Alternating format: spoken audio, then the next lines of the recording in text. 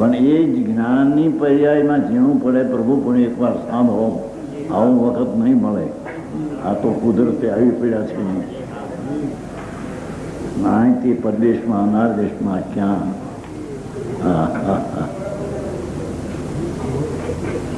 ભગવાન આત્મા એની પર્યાયની સામર્થ્ય પરને જાણવાની નહીં, પરને સ્પર્શબંધી જાણવાની પોતાની તાકાત છે, તેને એ જાણે છે.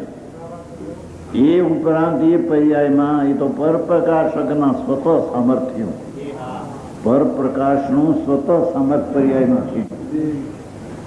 પણ એ પર્યાયમાં સ્વતઃ સામર્થ, સ્વદ્રને જાણવાનું પણ સામર્થ છે. સમજાય છે કાંઈ? એ